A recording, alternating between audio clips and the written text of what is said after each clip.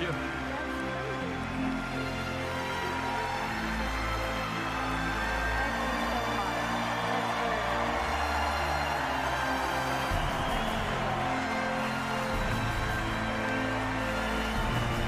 That's amazing.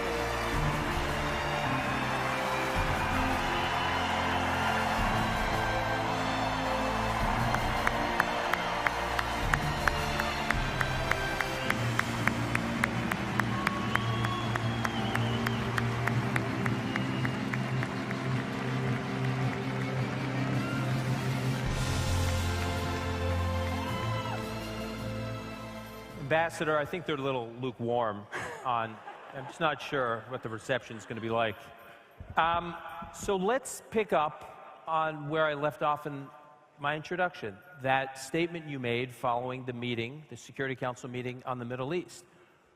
Were you surprised what you saw about the attitudes and discussions on the Middle East at the UN, and what could be done to change it? You know, I was confused. It was totally bizarre because in my first month, talking about the Middle East, there's a lot to talk about. And whether you're talking about Hezbollah or ISIS, all the issues in Syria, which is, you know, a problem, that's what I expected us to talk about. I didn't expect an Israel bashing session. And literally listening to each member say the same thing over and over again, I knew they said it was bad, but until you hear it and you see it, you just can't comprehend how ridiculous it is. So, a lot of people here are just getting to know you for the first time. The theme of our conference this year is Many Voices, One Mission, celebrating the diversity of the pro-Israel cause. Can you talk a little bit about how you started to learn about Israel, your affinity for Israel? Well, I am the daughter of Indian parents who reminded my brothers, my sister, and me every day how blessed we were to live in this country.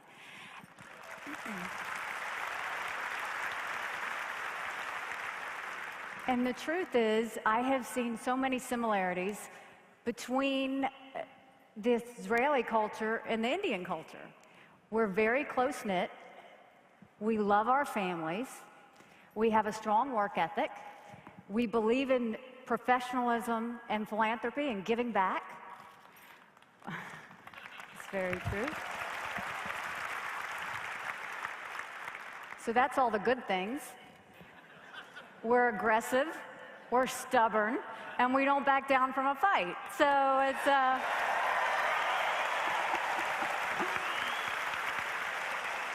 So I want to talk about some policy issues you're dealing with.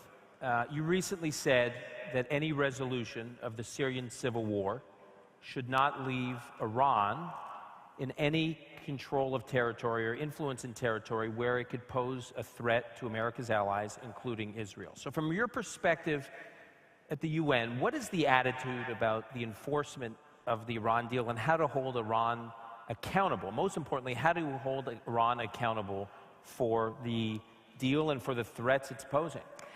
It's concerning, and the reason it's concerning is because when the Iran deal took place, all it did was empower Iran, and it empowered Russia. And it emboldened Iran to feel like they could get away with more. You can put sanctions on a country.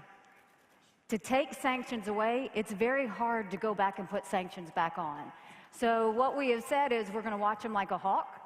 We're going to make sure that every single thing they do is watched, processed, and dealt with. But my concern is you are seeing a lot of love for the Iran deal in the Security Council. And that's unfortunate. And why that was ever allowed to go through, why that was ever passed is beyond me. I mean, it's terrible.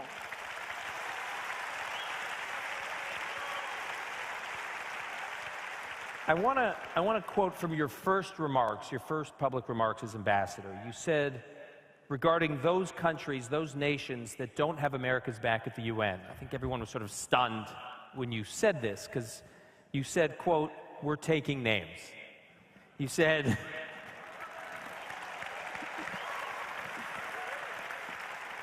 "We're taking names, and we will make points to respond to that accordingly. So specifically, what can the United States do? What can the ambassador for the United States do to hold countries accountable to, as you said, to address the fact that many of them don't have America's back at the UN?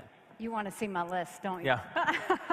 We only have a little bit of time, but You know, basically what it comes down to is I'm not there to play. And what I wanted to make sure of was that the United States started leading again. And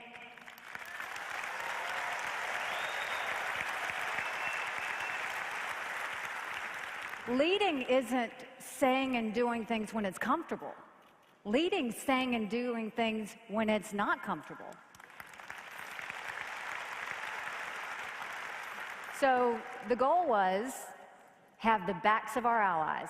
Never again do what we saw happen with Resolution 2334 and make anyone question our support.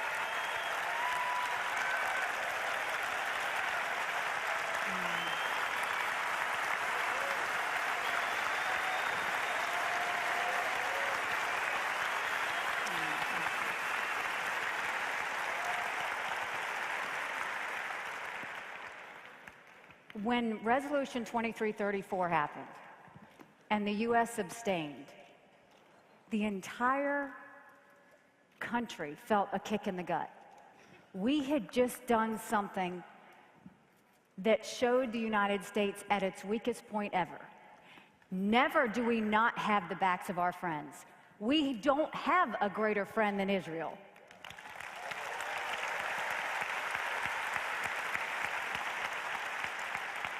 And to see that happen was not only embarrassing, it was hurtful. And so what I can tell you is everyone at the United Nations is scared to talk to me about Resolution 2334.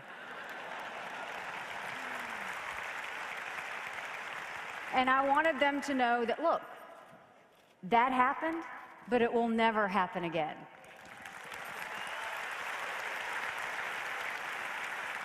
So to answer the question on what can we do at the UN, we can do a lot.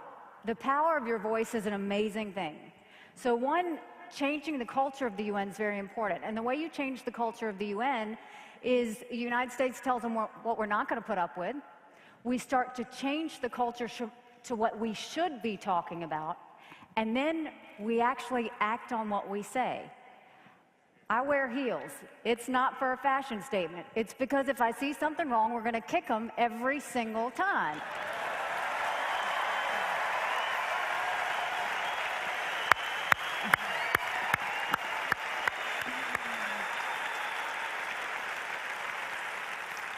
So how are we kicking? We're kicking by, number one, putting everybody on notice, saying that if you have our back, we're going to have the backs of our friends, but our friends need to have our back too. If you challenge us, be prepared for what you're challenging us for, because we will respond. The next thing we did was we said, the days of Israel bashing are over.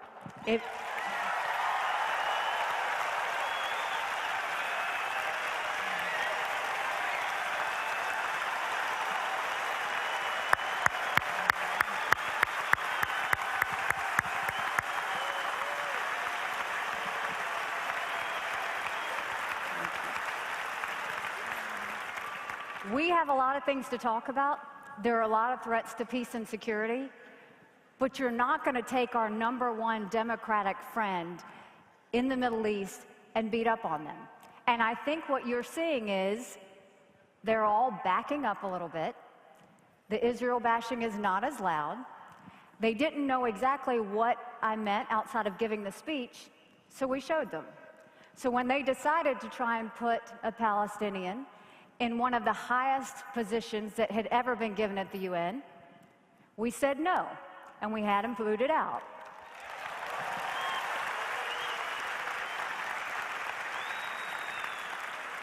That doesn't mean he wasn't a nice man. That doesn't mean he wasn't good to America.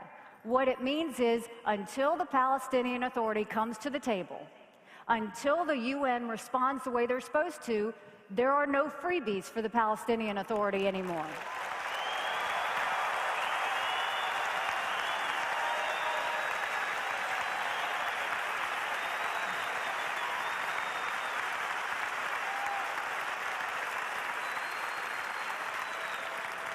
So then they tested us again.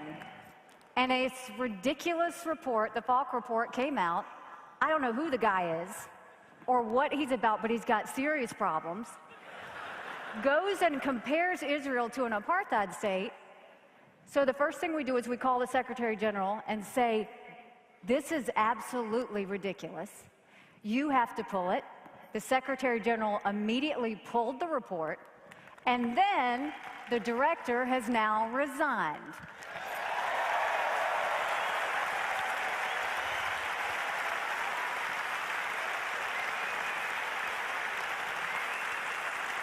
Last thing. So for anyone that says you can't get anything done at the UN, they need to know there's a new sheriff in town.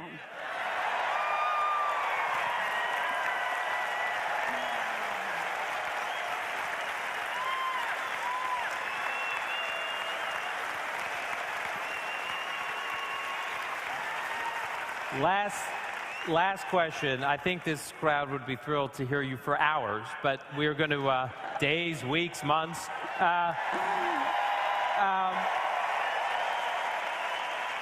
You, when you were governor of South Carolina, signed into law the first anti-BDS legislation signed in any state capital in South Carolina, any state capital in America. This is an issue that is close to your heart. Now, with your new position, what do you think could be done to continue and escalate the fight against those who want to delegitimize Israel through the BDS movement? I think we have to show how absurd it is. We have to basically show, just in common sense terms, if you want to boycott North Korea, I get it. If you want to have divestments and pull something away from Syria, do it. If you want to talk about other issues that we're dealing with, I can understand that. But Israel?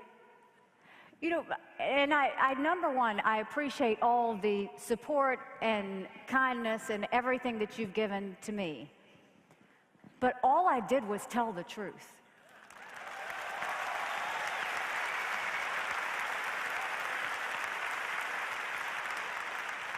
And if you want to continue to support me, which I greatly appreciate, understand that by telling the truth and showing the power of your voice and putting action behind it, there's nothing we can't change. So with the BDS movement that we were able to stop in South Carolina, we're going to continue to take that to the UN and make sure that they understand that is not what we need to be focused on.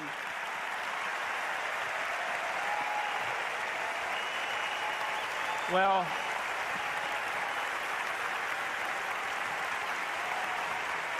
it's unbelievable.